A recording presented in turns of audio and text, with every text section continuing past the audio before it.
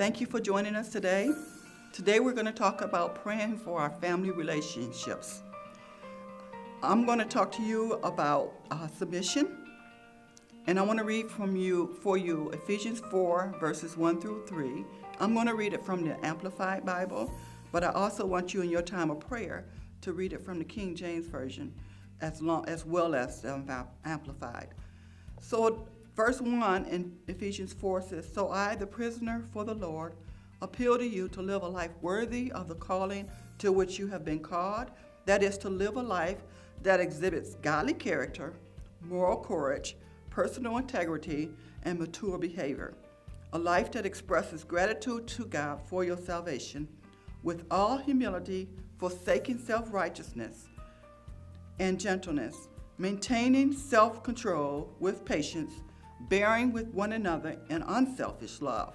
Make every effort to keep the oneness of the Spirit in the bond of peace, each individual working together to make the whole successful." Each individual working together to make the whole family successful.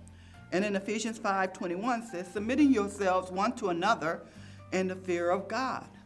We need to understand that submission is an act of faith. You know, when we talk about submission, we get all kinds of expressions.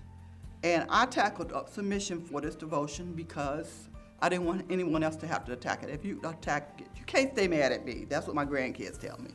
So, but it's important that we submit not only to our spouse, and that we submit to our children as well, because we have to submit to them in order to listen to them and let them say their part. You know, sometimes it's so much of a challenge to just want to correct them without understanding their point of view, you know, of where they're coming from. And the only way you're going to understand their point of view is by giving them an opportunity to talk.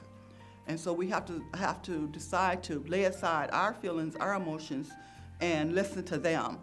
And then we also have to learn that submission is an example that we show our children. When your children see mama submitting to dad or dad submitting to mom, then what your children do is they learn how to submit to you as parents. So I encourage you to take some time today studying submission and making sure that you are doing what God told you to do where submission is concerned. God bless you. Have a good day.